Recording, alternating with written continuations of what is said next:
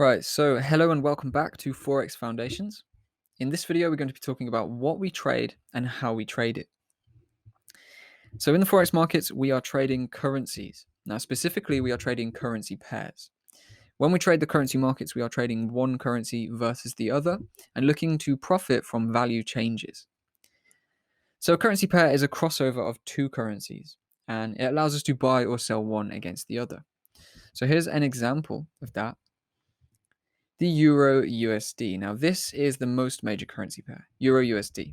And that means that it is the most traded currency pair with the highest volume, the highest amount of money that flows through it day to day. So the Euro USD allows us to trade the value of the euro versus the value of the US dollar. And that means we can actually buy Euro USD and we are looking for price to increase versus the US dollar. So here's an example then. When we buy Euro USD, we are betting that the price of the euro will go up against the value of the dollar. If the price of the euro does then go up against the value of the dollar, we will make money. If, however, we buy Euro USD and then the euro falls in value versus the dollar, we will lose money. Okay? But we can actually profit from a fall as well. We can sell the Euro USD. And what that means is we are expecting the price of the euro to fall against the price of the US dollar. So sell trades are called short trades, buy trades are called long trades. We'll get a bit more into that in a moment. Right, so we have different types of currency pairs, okay? The major currency pairs are the most traded currency pairs, the pairs with the highest volume, and these are the pairs that give us the best trade prices. So that means we have the best commissions, we have the best spreads. Now, the spread is a difference between the buying and selling price that you can actually buy and sell a currency pair at. So the lower the spreads, the better. It means we can make more money and it means we don't get caught out so much by the broker.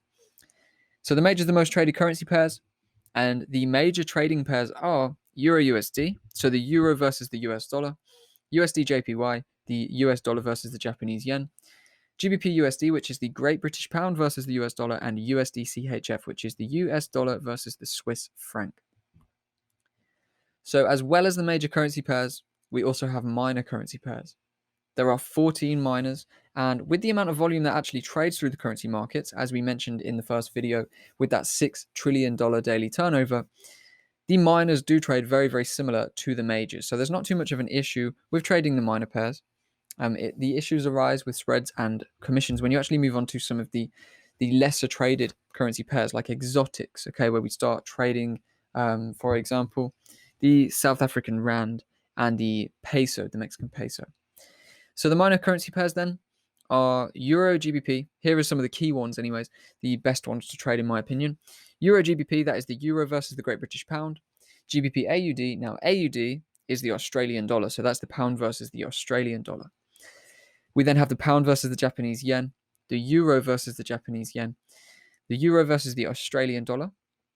CAD is the Canadian dollar, so CAD JPY is the Canadian dollar versus the Japanese yen. CHF JPY is that Swiss franc, Japanese yen, and odd JPY, Australian dollar versus Japanese yen. So those are some of the top minor trading pairs that you can actually go and trade day to day without any issues. Right, so we spoke about the different ways to trade. We have long trades and we have short trades. Now, a long trade is when we buy a market. So if we long Euro USD, we're actually betting that the euro is going to go up versus the dollar. So if we long Euro USD or buy Euro USD, and then the euro does rise in value against the US dollar, we will make money. If we short Euro USD, okay, which is a sell trade, we are betting that the euro is going to fall in value against the dollar. So when we go short Euro USD, we will profit if the euro loses value versus the dollar.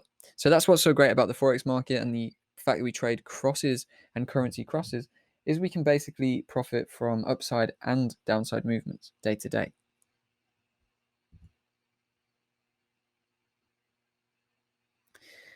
So looking now at pips. Now this is how we measure our profits. Can be a little bit confusing to start with, but you will get into it. You will begin to understand it a little bit more clearly, hopefully with this video. Now, when we are looking to measure our profits, we can do so by measuring pips. Now, when we're looking at stop loss sizes and profit target sizes, of course, all going to be covered later on, we will be doing that by measuring pips. Now, here's an example of a currency quote. GBP JPY 137.450. So what a quote shows is that one currency is equal to this amount of another currency. So GBP JPY, for example, is the Great British Pound versus the Japanese Yen. So what this shows is that one Great British Pound is equal to 137.45 Japanese Yen. Okay? And these currency quotes is what we are trading. We are basically trying to catch a price difference in these currency crosses, these currency valuations. So 137.45, we have 137.45 Japanese yen in every individual Great British Pound. To count the pips, we go to the far right, so where it says 0.450. And what we actually want to do is ignore the final decimal.